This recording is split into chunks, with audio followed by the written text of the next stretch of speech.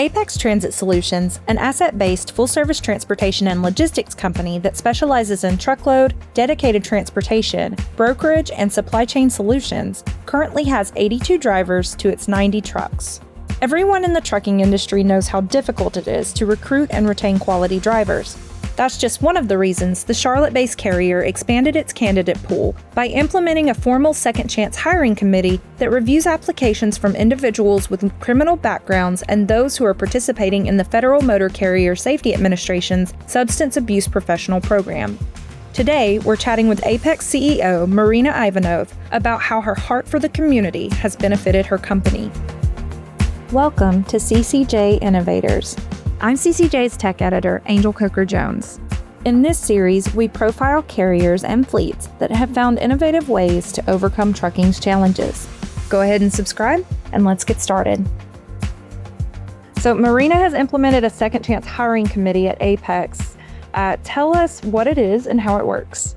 I saw a need for bringing in more qualified individuals in the driving roles and eventually the leadership roles here at Apex Transit, because of a story that someone that I've hired that had the past that was a second chance hire, and they were an incredible hire. And from that, I decided that we needed to have a formal committee and a formal practice in bringing in second chance individuals that can be replicated, not just on this one successful attempt, but from many other individuals. If you could just, share with us some details about how the hiring committee works, like what the process is. So the hiring committee is it's comprised of individuals, all aspects of the company, from financial to operational, safety, recruiting, and leadership suite.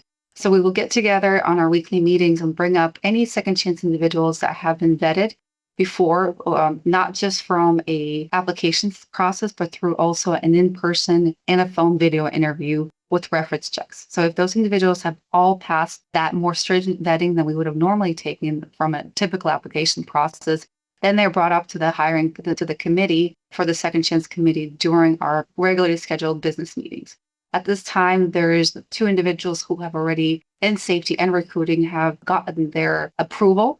They have given us the check mark and say, yes, this individual passes a test. And then at that point, they bring in kind of a case. This is why I believe this person deserves a second chance. And this is what the references say. This is what their record looks like. This is what they have done through a rehabilitation process to deem them an individual who is definitely worthy of that second chance, who has done everything they needed to do. And they deserve a place here at Apex, and they deserve a place of employment that it provides dignity, respect, and a sense of purpose in their lives. And oftentimes, by the time they come to the committee, and it's already going to be a yes, because they do such a thorough job of interviewing and researching and digging in deeper.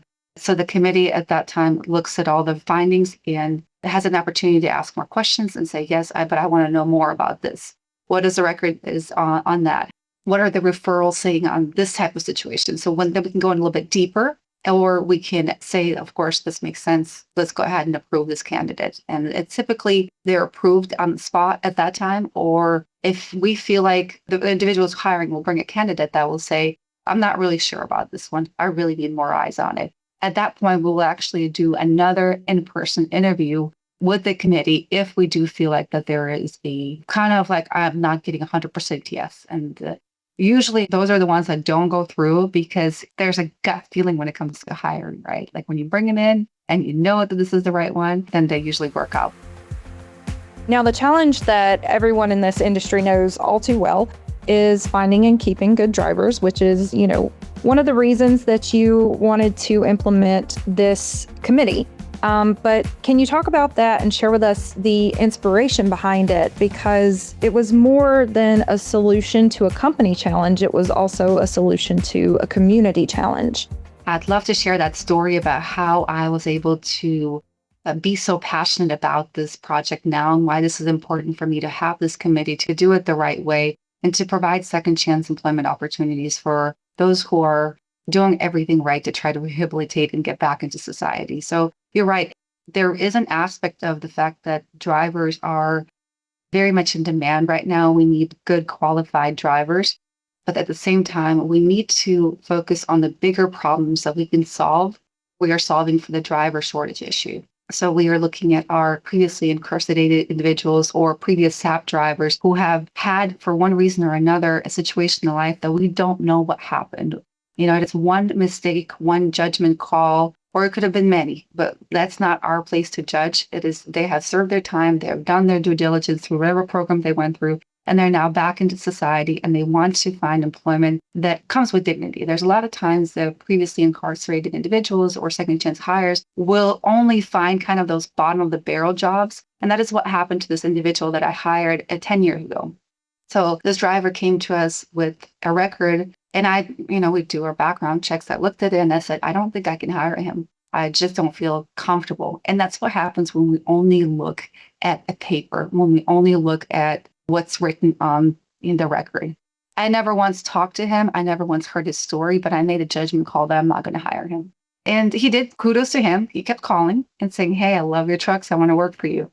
And once I got him on the phone, my goodness, he just sounds like such a nice guy. I got to meet him in person. So we had an interview in person and we had a really like a personal connection, and we understood why this individual had the past.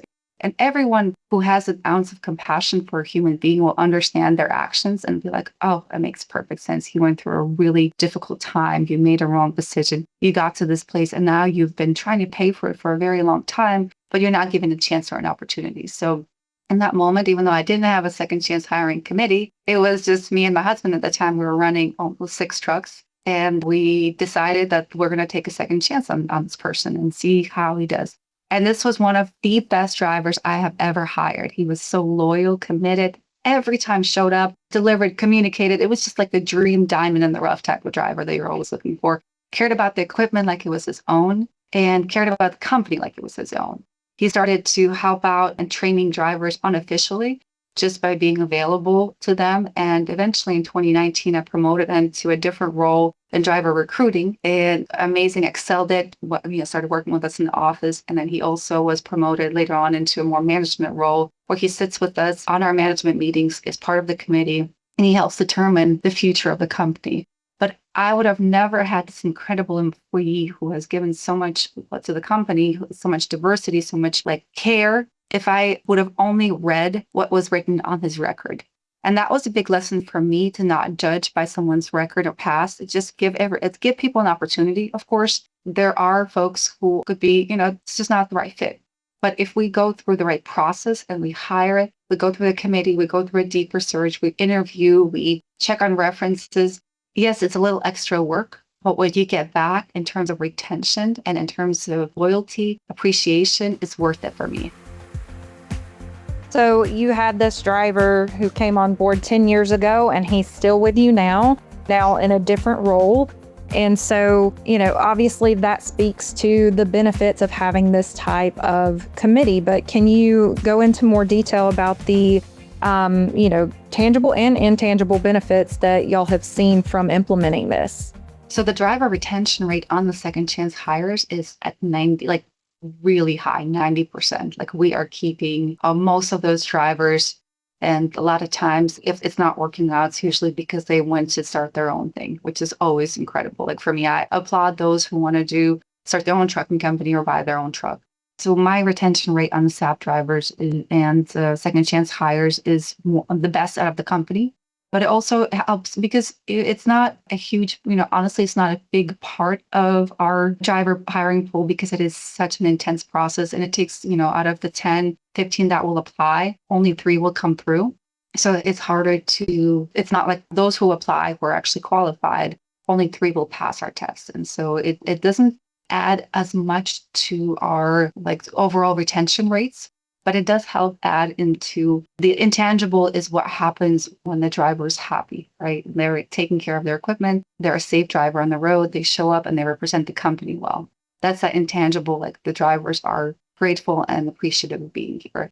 And then there's also the community aspect of we are bringing in folks who are staying out of that cycle because they're not given opportunity.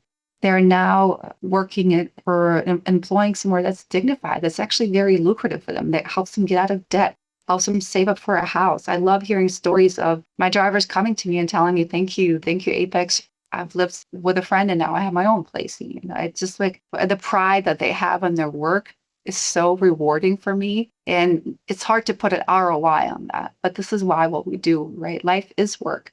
We work, we live, and then we got to be proud of what we do. And to have a place that appreciates you and doesn't see you as a record and doesn't tell you all the time, hey, you better do what I tell you to do and run however I tell you to run because you have a record and you won't find a job anywhere else. It's not a good way to live for someone.